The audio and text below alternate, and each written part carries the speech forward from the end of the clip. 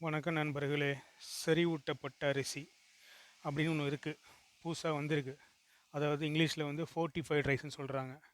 அப்படி என்ன அர்த்தம்னா, இது என்ன பண்ணுதுன்னா, செறிவூட்டப்பட்ட அரிசின்னா அரிசியை மறுபடியும் மாவாக ஆக்கி அதில் சில சத்துக்களை ஏற்றி அதை மறுபடியும் அரிசியாக்கி அதை அரிசியில் கலந்து கொடுப்பாங்க. இதான் வந்து செறிவூட்டப்பட்ட அரிசி. இது தேவையா? இது ஏன் வந்துச்சுன்னு பார்ப்போம். ஃபஸ்ட்டு அரிசின்னா என்னன்னு தெரிஞ்சுக்குவோம். நமக்கு நமக்கு தெரிஞ்ச அரிசி என்னங்க, ஒரு 1980ஸ்லாம் என்ன பண்ணுவாங்க, நெல்லை விதைப்பாங்க, கதிர் வரும். அந்த பருவம் வந்தோடனே அந்த நெல்லை அறுத்து காய வச்சு அப்போ அப்படியே அரைச்சாங்கன்னா பச்சை அரிசி, அவிச்சு அரைச்சாங்கன்னா புழுங்க அரிசி. அதுக்கு முன்னாடி வந்து கை குத்தல் அரிசி, அப்போலாம் ரொம்ப சத்தாக இருந்திருக்கு போல். என்ன சொல்கிறாங்கன்னா எல்லோரும் வந்து அந்த அரிசியை ரொம்ப பாலிஷ் பண்ணிட்டோன்னா அதில் உள்ள சத்துலாம் போயிடுதுன்னு சொல்கிறாங்க. அரிசி மேலே உள்ள சத்துலாம் போயிடுதுன்னு சொல்கிறாங்க. ஆக்சுவலாக வந்து நீங்கள் கேள்விப்பட்டிருக்கலாம். சில பழத்தை வந்து தோலோடு சாப்பிட்டா தான் சத்துன்னு சொல்லுவாங்க. அப்படி என்ன அர்த்தம்னா, மேல் புறத்தில் வந்து சூரியன் அதிகமாக படும், வெப்பம் அதிகமாக படும். அதில் வந்து அந்த தோலில் நிறைய சத்து இருக்குன்னு சொல்லுவாங்க. ஆமாம், இப்போ சிக்கன் சாப்பிட்டா கூட அந்த கோழியோட தோலில் சத்து அதிகமாக இருக்குன்னு சொல்லுவாங்க. ஓகேங்களா? ஸோ அது மாதிரி வந்து அந்த அரிசி மேல் லேயர் இருக்குது பார்த்தீங்களா, அது வந்து கொஞ்சம் பழுப்பாக இருக்கும், கொஞ்சம் அழுக்கு மாதிரி இருக்கும், அது வந்து நரம்பு மாதிரி இருக்கும். அந்த காலத்துலலாம் வந்து அரிசி அவிச்சாங்கன்னு வச்சுக்கோங்களேன், அந்த அரிசி மேலே வந்து ஒரு நரம்பு மாரி இருக்குங்க. அதை பிடிச்சி எடுத்து தனியாக வரும். என் நினப்பு இருக்கு. ரோஸ் கலரில் சிவப்பு கலரில் இருக்கும். அரிசி மேலே நரம்பு இருக்கும். மனுஷனும் உழைச்சான், மனுஷன் மேலேயும் நரம்பு இருந்துச்சு, அரிசி மேலேயும் நரம்பு இருந்துச்சு. இப்போ மனுஷனுக்கு உடல் உழைப்பு இல்லை, மனுஷங்கிட்டையும் நரம்பு இல்லை, அரிசி மேலேயும் நரம்பு இல்லை. சரி, அது ஒரு பக்கம் இருக்கட்டுங்க. அது ஏன் சொல்கிறேன்னா, அதெல்லாம் சத்துன்னு சொல்கிறாங்க. அதுதான் ஃபைபரு, அதுதான் வந்து நிறைய சத்தை வச்சுருக்கு. நமக்கு நாளடைவில் வந்து இந்த வெளிநாட்டு மோகங்களும் பல கவர்ச்சியான திட்டங்களும் செயல்களும் வந்து நம்மளை வந்து மழுங்கடிச்சிடுச்சிங்க. ஆக்சுவலாக வந்து நம்ம தலைமுறை இப்போ கொஞ்சம் தலை தூக்கி தான் நல்லது கெட்டது வந்து பிரித்து ஆராய்ந்து ஏதோ பேசுகிறோம், ஏதோ பண்ணணும்னு நினைக்கிறோன்னு வச்சுக்கோங்க. ஆனால் நம்மளுடைய தந்தை பெற்றோர்களுடைய தலைமுறை வந்து ரொம்ப அவங்களாம் அப்பாவித்தனமான ஆளுங்க. அப்பாவித்தனமான ஆளுங்கன்னா அவங்களுக்கு வந்து இது இருக்குங்க, இது இந்த வாழ்க்கை சம்மந்தப்பட்ட விஷயங்களை விட்டுருங்க, அதில் வந்து சண்டை சச்சரவுலாம் இருந்துட்டு போகுது. இந்த வெளி உலகத்தை பற்றி அவங்களுக்கு தெரியாது, டெக்னாலஜியை பற்றி தெரியாது. ஸோ அவங்கள வந்து நிறைய வந்து இது மாதிரி அது மாதிரினா அப்படிங்களா ஐயா அப்படின்னு சொல்லி ஈஸியாக தலையாட்டி முளை அரைச்சிட்டு போயிட்டாங்கன்னு வச்சுக்கோங்க. ஆனால் நாம் இப்போ கொஞ்சம் கண்ணை முழிச்சு பார்க்குறோம். ஆனால் எல்லாம் என்ன சொல்கிறதுங்க, தலைக்கு மேலே வெள்ளம் போய் கொண்டிருக்கிறது அப்படிங்கிற மாதிரி ஆயிடுச்சு. ஸோ இப்போ என்ன சொல்ல வர பாயிண்ட்டுன்னா, அழகாக இருந்துச்சுங்க அரிசி. இயற்கை முறையில் விவசாயம் பண்ணோம், இயற்கை முறையில் அறுவடை பண்ணோம், நல்லா இயற்கை கொடுத்த விதை நெல்லுகளை வச்சு விவசாயம் பண்ணோம். விவசாயம் பண்ணிவிட்டு அந்த நெல்லை எடுத்து மறுபடியும் மூட்டை கட்டி வச்சுப்பாங்க. மறுபடியும் வந்து அந்த நெல்லை ஊற போட்டு அதை விதைப்பாங்க. அப்படியே எடுத்துக்குவாங்க. நெல்லை விதைப்பாங்க, இது நெல்லை எடுத்துக்குவாங்க. இப்படியே போட்டு போட்டு அழகாக பண்ணிட்டு போயிட்டு இருந்தாங்க. இது வந்து நெல்லுக்கு மட்டும் இல்லைங்க. கத்திரிக்காய், வெண்டைக்காய், சொரக்காய், புடலங்காய், தக்காளி, எல்லா காய்கறிகளும் அப்படிதாங்க. அழகாக விதை போடுவாங்க. அந்த விதையை எடுத்து சாம்பலில் ராட்டியை தட்டி ஏதோ ஒன்றையும் அழகாக எடுத்து வச்சுக்குவாங்க. அந்த விதையை போடுவாங்க. அழகாக போயிட்டுருக்குங்க. அதனால் சத்தாக இருந்தான் மனுஷன். என்னடா இவனுங்க இந்தியாவில் வந்து சத்தாக இருக்கானோ அப்படின்னு பார்த்துருப்பானே போல். பார்த்தோன்னே கண்டுபிடிச்சிட்டானுங்க, ஓஹோ அவங்க சத்தான உணவு முறையில் இருக்காங்க, அவங்களுடைய உணவு முறை ரொம்ப ஸ்ட்ராங்காக இருக்குது, சத்தாக இருக்குது, இயற்கையோட சேர்ந்து வாழ்கிறாங்கன்னு கண்டுபிடிச்சிட்டாங்க. நாம் வந்து மெடிக்கல் இண்டஸ்ட்ரி வச்சுருக்கோம், மருந்து விற்று நல்லா சம்பாதிக்கலாம்னு தெரிஞ்சிருச்சு. ஒரு நோய் வந்துச்சுன்னா அதுக்கு மருந்து விற்றோன்னா பல கோடிக்கணக்காக பணம் வருது தெரிஞ்சு போச்சு. அப்போ ஒவ்வொருத்தனையும் வந்து நோயாளியாக ஆக்கிட்டோன்னு வச்சுக்கோங்களேன், நிறையா மருந்து விற்கலாம், நிறைய கோடியாக சம்பாதிக்கலாம், பல லட்ச கோடிகள் சம்பாதிக்கலான்ட்டு ஒரு பிஸ்னஸ் திட்டம் மைண்டில் யாருக்கோ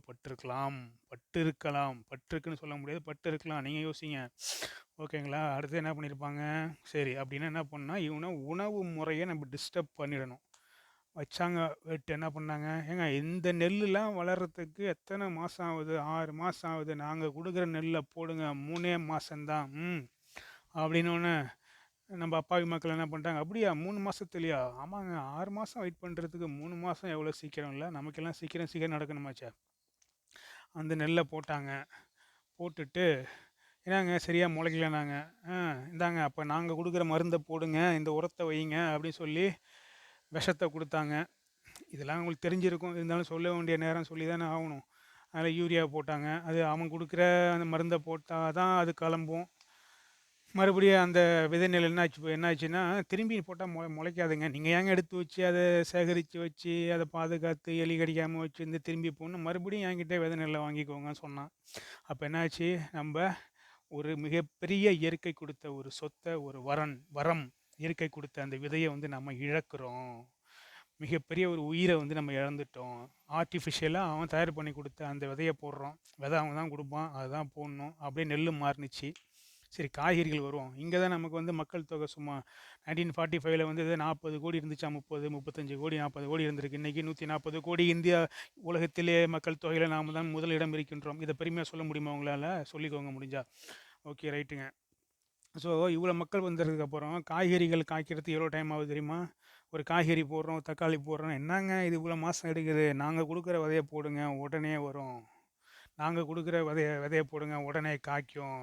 நாங்கள் கொடுக்குற விதைய போடுங்க, உடனே பழுக்கும்னா நம்ம மக்களும் வாங்கி போட்டாச்சுங்க. அதுக்கப்புறம் தான் தெரிஞ்சுது, அது பார்க்கறதுக்கு தான் தக்காளி மாரி இருக்கும், பார்க்கறதுக்கு தான் கத்திரிக்காய் மாதிரி இருக்கும், ஆனால் அதில் உள்ள சத்துக்கள் எதுவும் இருக்காது என்பது போக போக தான் புரிஞ்சுது. அதுக்குள்ளே நாம் உண்மையான வித்துக்களை இழந்து விட்டோம், அதாவது உண்மையான விதைகளை இழந்து விட்டோம்.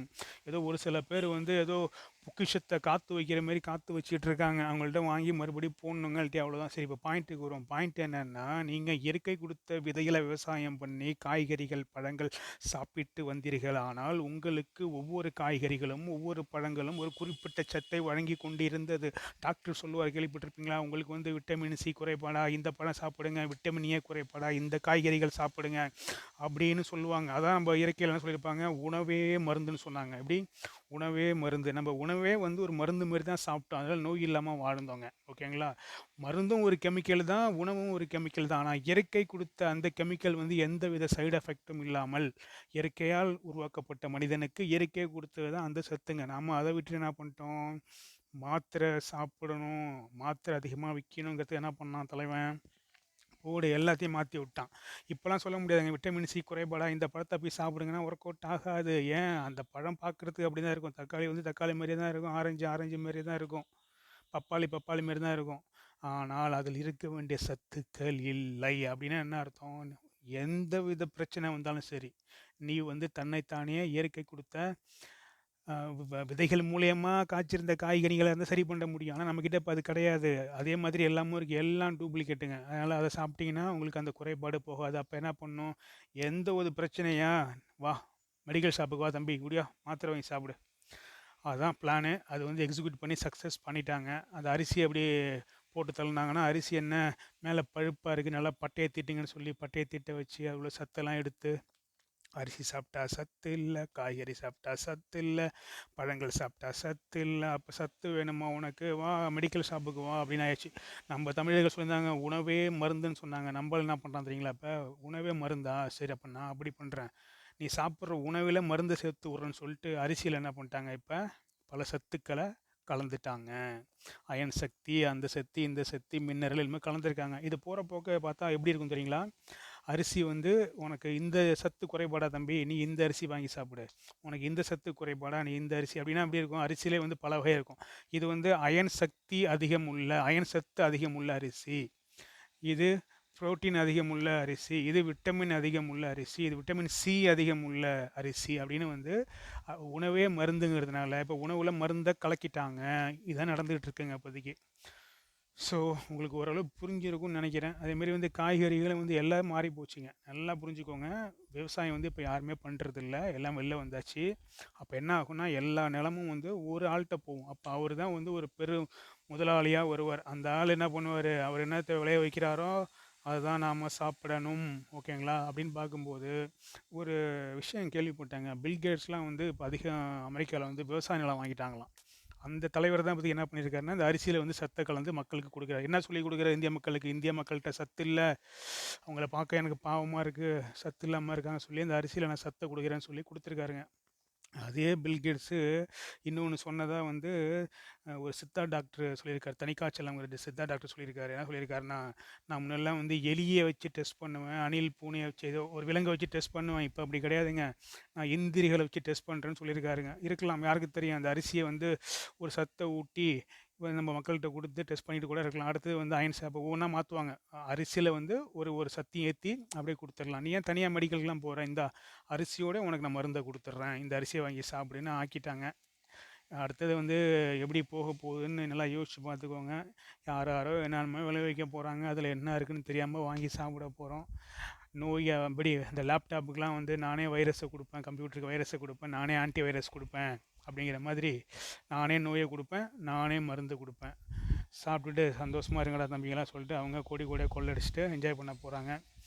சரிங்க, இது வரைக்கும் கொஞ்சம் கேஷுவலாக பேசாச்சு. இதோடைய ஃபைனல் கண்டென்ட் என்னென்னா, இயற்கையை பற்றி அறிவு இல்லாததும், இயற்கையை விட்டு நம்ம விலகி வந்ததும், சேத்துல இன்னும் வேலை பார்த்தா கேவலம்னு நினச்சதும், அப்படியே பேண்ட் ஷர்ட்டை போட்டுக்கிட்டு கம்ப்யூட்டர்லேயும் ஏசி ரூமில் வந்து வேலை பார்க்குறது தான் கௌரவம்னு நினச்சதும் தான் இதுக்கெல்லாம் காரணம். இயற்கை பற்றின புரிதல், அறிவு நம்மக்கிட்ட இல்லாமல் போனது தான் அதுக்கு காரணம். நம்ம வந்து இயற்கையால் படைக்கப்பட்ட மனிதர்கள். அப்போ இயற்கை கூட தான் நாம் வந்து சேர்ந்து போகணுமே தவிர, இயற்கைக்கு ஆப்போசிட் டைரெக்ஷனில் போனோன்னா அழிவை நோக்கி போகிறோன்னு அர்த்தங்க.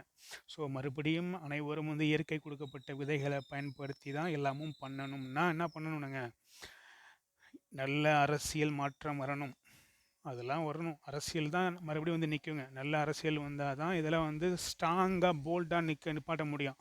ஒரு திட்டத்தை போட்டு மக்கள் எல்லாம் இயற்கை விவசாயம் பண்ணுங்க, நான் சப்போர்ட் பண்ணுறேன், உங்களுக்கு இவ்வளோ சப்சிடி தரேன், இவ்வளோ மானியம் தரேன், வாங்க மறுபடியும் எல்லாம் ஒரு 4 மாட்டை வாங்கு, இல்லை இயற்கை உரத்தை போடு, நிறைய பேர் விவசாயம் பண்ணு, இயற்கையில் பண்ணு, நான் உனக்கு சப்போர்ட் பண்ணுறேன்னு சொல்லி கவர்மெண்ட்டு கூட நின்று மறுபடியும் வந்து இயற்கை கொடுத்த விதைகளை பயன்படுத்தி காய்கறிகளும் கனிகளும் விவசாயம், நெல், அரிசி, பயிர், உளுந்து எல்லாம் வந்து இயற்கை கொடுத்த விதையை பயன்படுத்தி நம்ம பண்ணோன்னா இயற்கையாகவே இயற்கை நமக்கு கொடுக்கக்கூடிய சத்துக்கள் நம்ம உடம்புல போய் எல்லாமே வந்து ஆரோக்கியமாக வாழ முடியும். அப்படி இல்லை என்றால் ஒவ்வொரு மனிதனும் நீங்கள் சாப்பிடும்போது உங்கள் தட்டுக்கு பக்கத்தில் வந்து ஒரு மெடிசன் பிளேட் இருக்கும். இல்லைன்னா நீங்கள் சாப்பிட்ற உணவிலே மெடிசனாக தான் இருக்கும். மெடிசனை தான் சாப்பிட்ற மாதிரி இருக்கும்.